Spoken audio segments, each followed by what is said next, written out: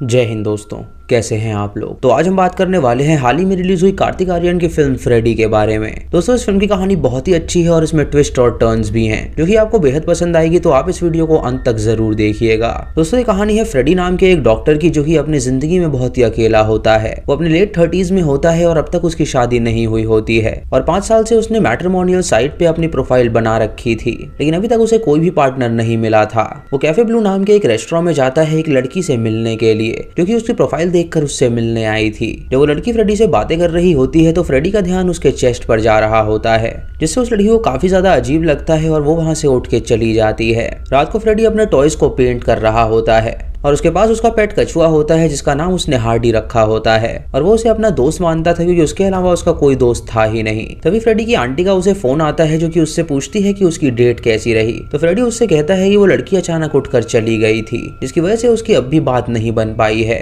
Freddy की society में एक कपल रहता था जो कि लेट नाइट पार्टी करके आया करते थे और खिड़की से फ्रेडी उन्हें देखता है किस करते हुए और उसके मन में ये उत्तेजना होती है कि आखिर उसकी पार्टनर उसे कब मिलेगी। अगले दिन फ्रेडी अपने क्लिनिक में जाता है और वहाँ पे एक बच्चे का इलाज करता है और रात को जब वो घर पे होता है तो उसे एक लड़की का कॉल आता है जो कि उससे कहती है कि उसने उसकी प्रोफाइल देखी है और वो उसे काफी पसंद आया है, तो कल वो उससे मिलने आए ताकि वो आगे की बातें कर सके। ये सुन के फ्रेडी उसे ब्लू कैफे में बुलाता है और वहाँ पे उसका इंतजार करने लगता है, लेकिन उसके मिलने का टाइम निकल जाता है और वो लड़की वहाँ पर फिर भी नहीं आती। उसी कैफे में उसकी सोसाइटी का वो कपल वहीं पे बैठा हुआ होता है और ये सब उनका प्लान था और उन लोगों ने ही उसके साथ ये प्रैंक किया था। जब फ्रेडी वहाँ से जा रहा होता है तो वो उसे चिढ़ाने लगते हैं, जिससे फ्रेडी को पता चलता है कि उन्होंने मजाक किया है, लेकिन वो उन्हें फिर भी कुछ नहीं कहता और वहाँ से चला जाता है। रात को वो एक शादी में जाता है जहाँ पे उसकी एक आंटी उससे बात करती है। उससे कहती है कि अब उसकी उम्र हो गई है तो वो कब शादी करेगा। तो फ्रेडी उससे कहता है कि उसे कोई भी लड़की नहीं मिल रही है। तभी वो आंटी उससे कहती है कि सामने जो ब्लू ड्रेस वाली लड़की है वो उसे घूर रही थी, यानी कि वो उसे पसंद करती है, तो वो जाए और उससे बात करे।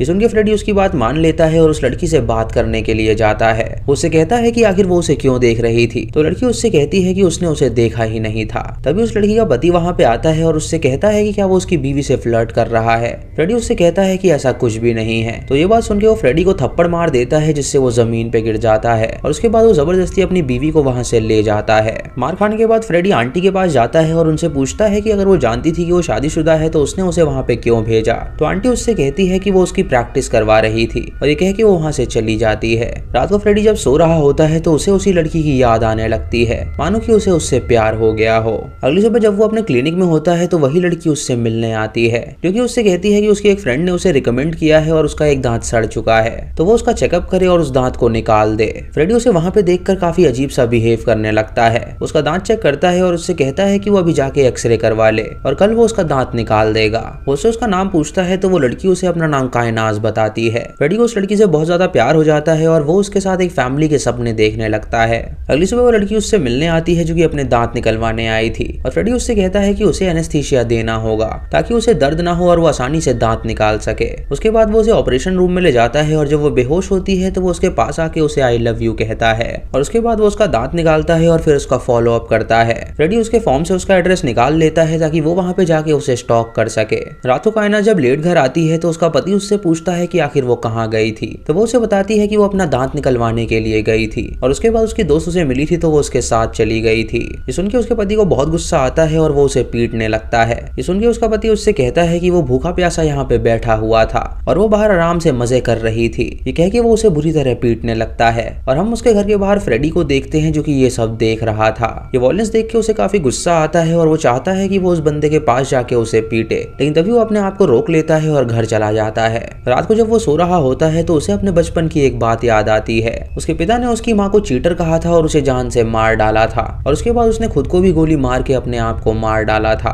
और फ्रेडी ने अपने माँ बाप की ये मौत अपने सामने देखी थी, जिसकी वजह से वो काफी ट्रॉमेटाइज हो गया था और इसीलिए उसका कोई दोस्त नहीं बनता था। अगले दिन फ्रेडी कायनात से मिलने का इंतजार करता है, लेकिन कायनात उसकी क्लिनिक में नहीं आती। ये देख के वो कायनात को फोन करता है और उससे पूछता है कि आखिर वो क्यों नहीं आई। तो वो उसे बताती है कि उसका पति नहीं चाहता कि वो बाहर जाए, इसीलिए वो अपने चेकअप के लिए वापस से नहीं आ सकती। ये सुन के फ्रेडी उससे कहता है कि वो उसके घर के पास आ रहा है उससे मिलने के लिए, तो कायनात राजी हो जाती है और उससे मिलने के लिए जाती है। फ्रेडी वहाँ पे उसके चेहरे पे ब्रूजेस देखता देखता है और वो समझ जाता है कि ये उसके मार के ब्रूजेस हैं। वो उससे पूछता है कि आखिर ये ब्रूजेस कैसे आए, तो वो उसे बताती है कि उसका पति अक्सर उसे मारा पीटा करता है। उसके बाद फ्रेडी उसे आइसक्रीम खिलाता है ताकि वो शांत हो सके और फिर वो कायनात से कहता है कि वो चिंता ना करे, उसका दांत ठीक हो जाएगा। फ्रेडी अब काफी सज धज के रहने लगता है क्योंकि उसे उससे प्यार हो गया था और वो हमेशा उसके सामने बन ठन के ही जाया करता था। रात को वो हमेशा उसके घर के बाहर रहता है उसे स्टॉक करने के लिए, और एक रात वो उसके पति को घर से बाहर निकलता हुआ देखता है जो कि जॉगिंग के लिए बाहर आया था। मौका देखकर वो कायनात को कॉल करता है और उससे मिलने के लिए कहता है, तो कायनात उससे कहती है कि वो कल कॉफी पे उसके साथ चल सकती है।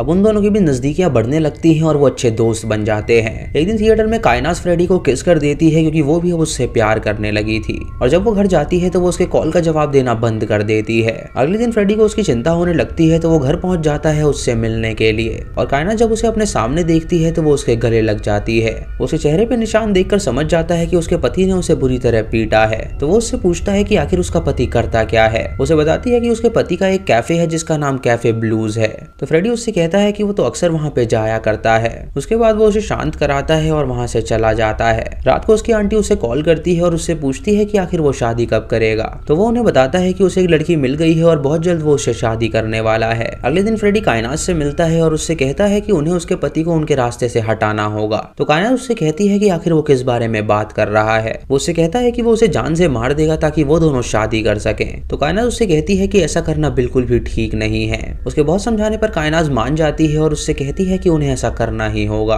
रात को फ्रेडी उस सड़क को अच्छी तरह देख लेता है जहाँ पे उसका पति जॉगिंग करता था, और एक जगह वो सड़क पूरी सुनसान हो जाती है जहाँ पे सिर्फ एक बेगर होता है जो कि सो रहा था। अगले दिन फ्रेडी उसके घर के बाहर आके उसका इंतजार करता है, और जब उसका पति बाहर निकलता है और सुनसान रोड पे पहुंचता है तो वो उसे ठोकर मार देता है। उसका पति मदद के लिए चिल्लाता है लेकिन तभी वो गाड़ी बैक करता है और उसे कुचल देता है, जिससे उसके पति की वहीं पे मौत हो जाती है। उसके बाद वो एक हफ्ते के लिए अपने फार्म हाउस चला जाता है और वो कायनात से एक हफ्ते के लिए बात करना भी बंद कर देता है। उसे मार के वो बहुत ज्यादा खुश होता है क्योंकि अब उसके रास्ते का कांटा हट चुका था और अब वो कायनात के साथ शादी कर सकता था।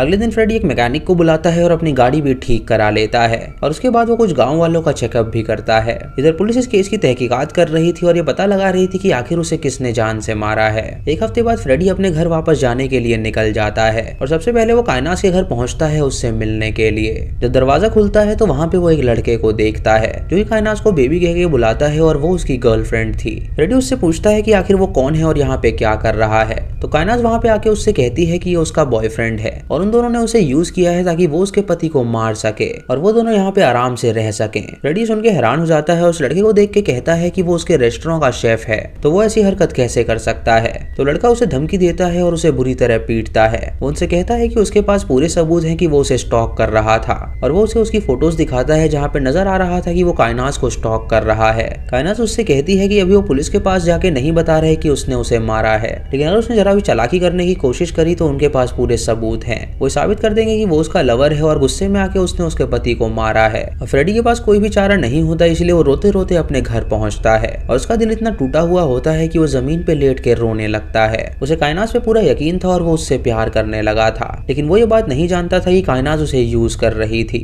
इधर कायनात अपने घर में अपने बॉयफ्रेंड के साथ होती है, जहाँ वो उससे कहती है कि उसके पति के मरने के बाद वो कैफे अब उसके नाम हो चुका है और अब वो उसे अपनी तरह से रन करेगी। इधर फ्रेडी अपने सारे के सारे कपड़े जला देता है जो कि उसने कायनात को दिखाने के लिए खरीदे थे, और वो बदले की आग में बुरी तरह तड़पने लगता है। रात को फ्रेडी अपनी आंटी के पास जाता है और उनके गले लग जाता है और उन्हें बताता है कि उसकी गर्लफ्रेंड ने उसके साथ ब्रेकअप कर लिया है। उसकी आंटी उसे समझाती है और उससे कहती है कि प्यार में ये सब चलता रहता है। अगले दिन वो कायनात को रेस्टोरेंट में जाता है और वहाँ पे आइसक्रीम ऑर्डर करता है, और जब कायनात उसका बॉयफ्रेंड उसे वहाँ पे देखते हैं तो उन्हें काफी गुस्सा आता है। वो उनके सामने रोते हुए आइसक्रीम को खाने लगता है, और वो दोनों जब उसके पास आते हैं तो वो उसे बहुत ही बुरा भला कहते हैं। उससे पूछते हैं कि आखिर वो चाहता क्या है, तो वो उनसे कहता है कि वो बस उसे सॉरी बोल दे, वो यहाँ से चला जाएगा। ये सुन के कायनात अपने बॉयफ्रेंड से कहती है कि वो उसे पीटे, तो वो उसे पीटता है और उसे धमकी देता है कि अगर वो दोबारा यहाँ पे आए तो वो पुलिस को सब कुछ बता देगा। फ्रेडी को इससे बहुत बुरा लगता है और वो पूरी प्लानिंग करने लगता है। वो कायनात की सारी डिटेल्स निकालता है जो कि उसने उसे बताई थी, और उसके मुताबिक वो उन दोनों को ही तंग करने का सोचता है। जब वो दोनों बाहर जाते हैं तो वो उनके दरवाजे की डुप्लीकेट चाबी बनवा लेता है, और उनके घर को खोलने के बाद वो उनके फ्रिज में जो खाना होता है उसके अंदर नशीली दवा मिला देता है ताकि उन्हें नींद आ जाए और वो उठ ना सके। फिर वो वॉशरूम में जाता है और उसके बॉडी वॉश में एक लिक्विड मिलाता है जिससे कायनात को बहुत ज्यादा एलर्जी थी।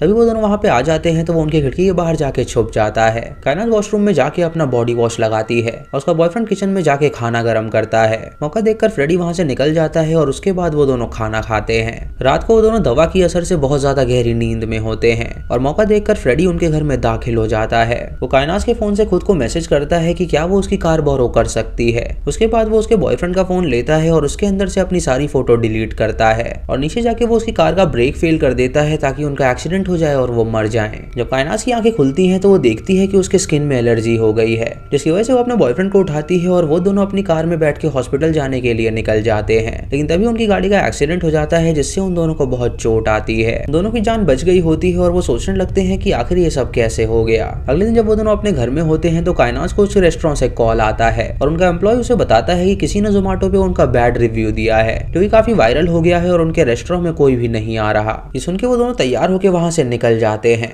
और जब वो वहां से जाते हैं तो फ्रेडी उनके घर में दाखिल हो जाता है। वो उनका लैपटॉप चला के कुछ चेंजेस करता है और वहां से चला जाता है। इधर कायनास अपने मैनेजर से पूछती है कि आखिर वो कौन था जिसने ऐसा रिव्यू दिया है। तो उसका मैनेजर उसे बताता है कि उनके खाने में उसे लिजर्ड मिली थी, जिसकी वजह से उसने वो रिव्यू पोस्ट कर दिया और वो वायरल हो गया। तभी कायनास फेसबुक देखती है और उसे पता चलता है कि उसके बॉयफ्रेंड ने उसकी एक गंदी फोटो डाली है। ये देखकर वो उससे पूछती है कि आखिर उसने ये पोस्ट क्यों किया। तो वो उससे कहता है कि ये जरूर फ्रेडी का काम होगा जो कि उन दोनों के साथ ये सब कर रहा है। ये सुन के कायनास अपने मैनेजर को फ्रेडी की फोटो दिखाती है और उससे पूछती है कि क्या यही वो आदमी था। तो वो उससे कहता है कि शायद इसी बंदे ने वो रिव्यू दिया था। उससे वो दोनों फ्रेडी से मिलने जाते हैं और फ्रेडी पुलिस को पहले ही कॉल कर चुका था। जब वो दोनों वहां पे पहुंचते हैं तो रेमंड फ्रेडी को बुरी तरह पीटने लगता है। फ्रेडी उनसे कहता है कि वो बस सॉरी चाहता है और फिर से वो ऐसा बिल्कुल नहीं करेगा, लेकिन वो दोनों बिल्कुल भी नहीं रुकते और उसे पीटने लगते हैं। तभी वहां पे पुलिस आ जाती है और ये सब देखकर उनसे पूछती है कि आखिर वो ऐसा क्यों कर रहे हैं। तो कायनास इंस्पेक्टर को बताती है कि फ्रेडी ने ही उसके पति को मार डाला था क्योंकि वो एक स्टॉकर है और वो उसे प्यार करता था। इस बात का उनके पास सबूत भी है और वो सबूत उसे दिखाने वाले हैं। जब वो सबूत दिखाने के लिए आगे बढ़ते हैं तो उन्हें पता चलता है कि उनके फोन में वो फोटोज ही नहीं है, जिससे उनकी बात साबित नहीं हो पाती और इंस्पेक्टर उनसे कहता है कि वो एक रेप्यूटेड डॉक्टर है और वो बिल्कुल भी ऐसे काम नहीं कर सकता।